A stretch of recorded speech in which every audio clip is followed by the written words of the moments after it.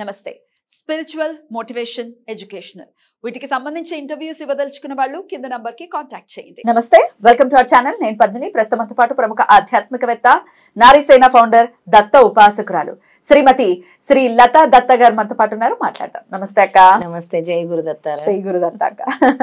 చాలా హ్యాపీగా ఉన్నట్టున్నారు. చాలా చాలా హ్యాపీగా ఉన్నాను. ఎందుకంటే పేరు దత్త అన్న పేరు పైగా దత్త జయంతి వచ్చేస్తుంది. దత్త జయంతి వస్తుంది, అందుకనే చాలా హ్యాపీగా ఉంది. దత్త జయంతి ఏ రోజున వస్తుంది? దత్త జయంతి చాలా చాలా విశేషంగా మన పిఠాపురంలో చాలా అద్భుతమైనటువంటి క్రతువులు కూడా జరుగుతున్నాయి. వాటన్నిటి గురించి ఒకసారి మీరు చెప్పాలక్క.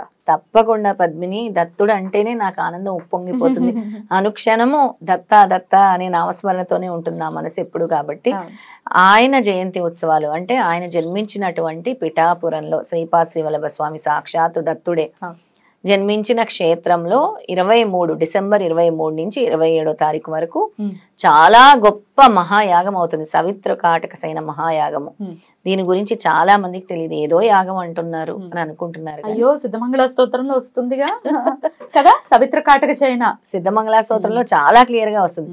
సవిత్ర కాటక సైన అని వస్తుంది కదా. తర్వాత పీఠికాపుర నిత్య విహార వస్తుంది. దోచౌపాతి దేవలక్ష్మి వస్తుంది. ఇవన్నీ కూడా పిఠాపురంలోనే జరిగినటువంటివే సిద్ధమంగళ స్తోత్రంలో వచ్చాయి. అయితే ఈ యాగం 23 నుంచి 27 వరకు రోజుకి 33 మందికి మాత్రమే అవకాశం ఉంటుంది. ఎవరైతే ఈ యాగంలో పాల్గొంటున్నారో వాళ్ళందరికీ కూడా 18 మందికి అన్నదానం చేసిన ఫలితం ఉంటుంది. అంటే వాళ్ళ చేత అన్నదానం చేయించే ఫలితం.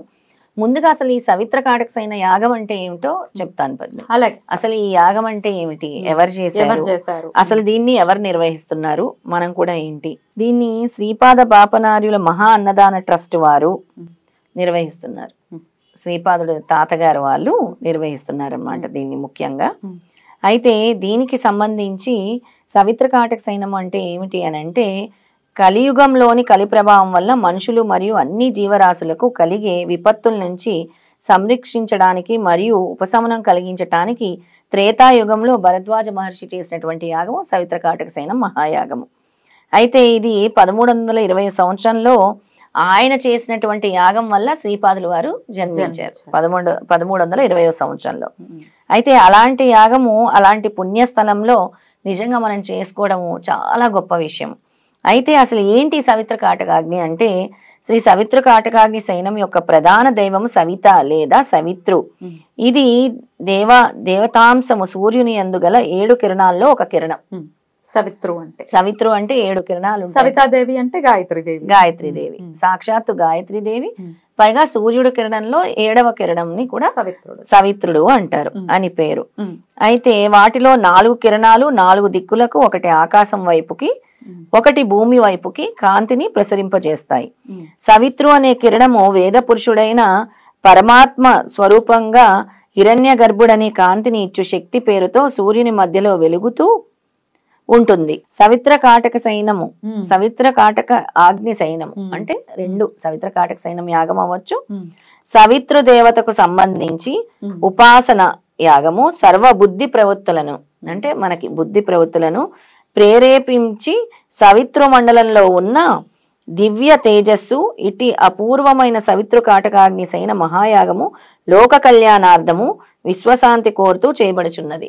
లోక కళ్యాణార్థము విశ్వశాంతి కొరకు చేయబడుతున్నది. వేదాలలో రాజసూయ యాగము, అశ్వమేధ యాగము, ఆగ్నేయ యాగము, సౌమ్య యాగము, సవిత్రు కాటాగ్ని యాగము, సారస్వత యాగము, పౌష్ట యాగము, మారుత యాగము, వైశ్వదేవ యాగము, పుత్రకామేష్టి యాగము మొదలైన యాగాలు విశేష యోగదాయకాలని చెప్పబడ్డాయి. అందులో ఇదొకటి అనమాట. అయితే ఇది ఎవరు చేశారు, ఇది గతంలో ఎవరు చేశారు, ఎలాంటి ఫలితాన్ని పొందారు, మనం ఎలాంటి ఫలితాన్ని పొందబోతున్నామంటే, మొదటిసారిగా భరద్వాజ మహర్షి మహాయాగాన్ని పిఠాపురంలో చేశారు. సకల కర్మ అనుష్ఠానం ద్వారా ఎటువంటి గొప్ప ఫలం కలుగుతుందో అటువంటి ఫలితాన్ని పొందారు స్వామి. జనక మహారాజు ఈ యాగాన్ని చేయటం వలన పూర్ణ ఆయుష్ని, అఖండ జ్ఞానాన్ని, సిరి సంపదలను అనుభవించి మోక్షాన్ని పొందారు జనక మహారాజు. అశ్వత్థామ పుత్రుడైన అహీన మహర్షి సవిత్రు కాటకాగ్ని యాగాన్ని చేయటం వల్ల చనిపోయే సమయంలో బంగారు హంసనెక్కి ఆదిత్య లోకాన్ని చేరారు ఆయన చేయటం వల్ల. దేవభాగా మహర్షి సవిత్రు కాటకాగ్ని చేయటం వలన సర్వకార్య సిద్ధిని పొందారు. వృష్టి కుమారుడైన సుషు మహర్షి సంసార తాపం నశింప చేసుకొని ఆదిత్య లోకమునకు చేరారు ఈ యాగం చేసి. అయితే ఈ యాగం చేయటం వల్ల మనకేంటి ఫలితం ఇప్పుడు అని అంటే, మానవుని యొక్క బుద్ధి ఉత్తమ గుణాలతో నిండుతుంది. అలాగే మానవులు మంచి విద్యను పొందుతారు. సంతానం వలన కలుగు బాధలు నశిస్తాయి. చాలా మందికి సంతానం వల్ల చాలా రకాల బాధలు. మా పిల్లల మాటలు వినరు, మా పిల్లలు మొండిగా తయారయ్యారు,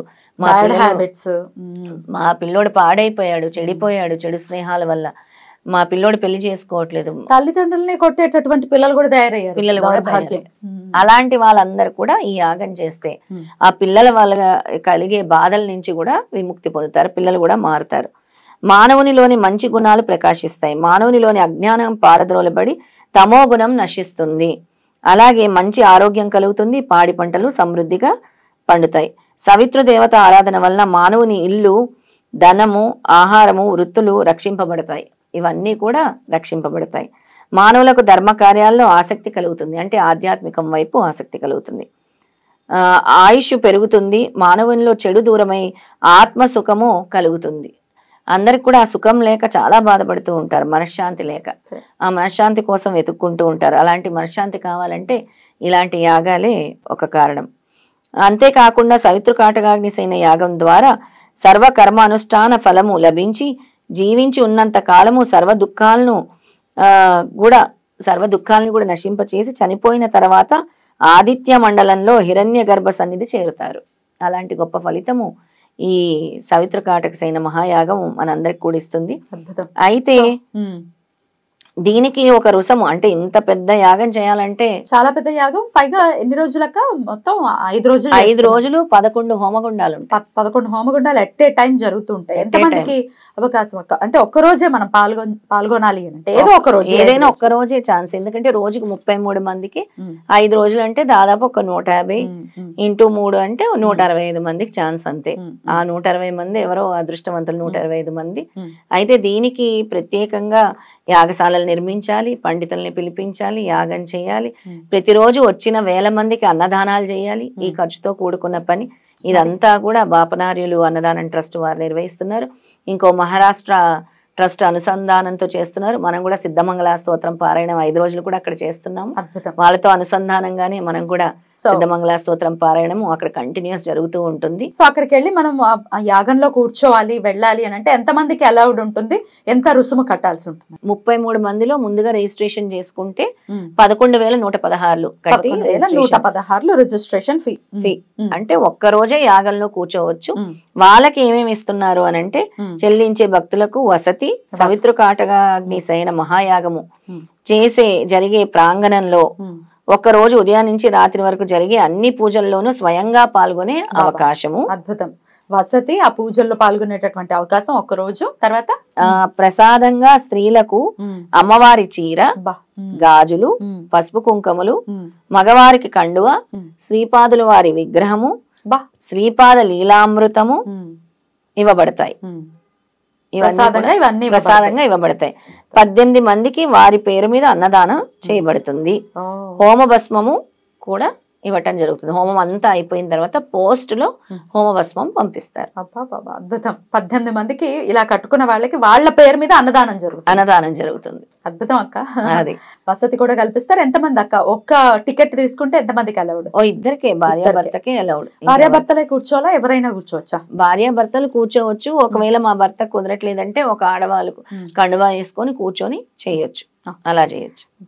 నిజంగా చూసి తీరాల్సినటువంటి ఒక మహత్కరమైనటువంటి యాగము. మనం వినటమే తప్ప ఎప్పుడు చూడలేదు. అందున అంతటి పుణ్యక్షేత్రంలో జరగటం అనేది నిజంగా చాలా చాలా. శ్రీపాదులు వారు జన్మించిన క్షేత్రము పిఠాపురం క్షేత్రము. ఆయన నిత్య విహారం చేస్తూ ఉంటారు పీఠికాపురంలో. తప్పకుండా అక్కడికి వస్తారు. ఎందుకంటే ఆయనకు సిద్ధమంగళ స్తోత్రం ఇష్టము. సవితృ కాటకశయన యాగం ద్వారాయే ఆయన త్రేతాయుగంలో జన్మించారు కాబట్టి అక్కడికి ఏదో ఒక రూపంలో స్వామి మాత్రం రావటం జరుగుతుంది. మరి ఈ యాగంలో మీరు పాలు పంచుకోవాలనుకుంటే ఈ నంబర్ కి, కింద కనపడుతున్న నంబర్ కి కాల్ చేసి రిజిస్టర్ చేసుకోండి. 11,116 ఇద్దరు వ్యక్తులకి వసతి, ప్రసాదం అన్ని కూడా ఇవ్వడం జరుగుతుంది. పిఠాపురం మాత్రం మీరు రావాల్సి ఉంటుంది. ఎవరికి వారే రావాలి. అక్కడ వసతి, భోజన సదుపాయము, ఒక రోజు పూజా కార్యక్రమాలన్నీ, ఇంకా మనం చెప్పిన ప్రసాదాలు, అమ్మవారి చీర అవి ఇవ్వటం జరుగుతుంది. అద్భుతం అక్క, అద్భుతం. చాలా చాలా మహోత్కృష్టమైనటువంటి కార్యక్రమం జరగబోతోంది. మీరు మేము అందరం కూడా అక్కడే ఉండబోతున్నాం మనందరం కూడా. చుట్టుపక్కల గ్రామాలందరూ కూడా వచ్చి ఈ కార్యక్రమాన్ని చాలా విజయవంతం చేయాలి. చేసే కార్యక్రమము లోక శాంతి కోసం, లోక కళ్యాణం కోసం, అలాగే సిద్ధమంగళ స్తోత్రాన్ని కూడా చాలా విజయవంతం చేయాలని మనస్ఫూర్తిగా కోరుకుంటున్నాను. రైట్ అక్క, థ్యాంక్ యూ సో మచ్ అక్క. నమస్తే. జై గురుదత్త. శ్రీ గురుదత్త.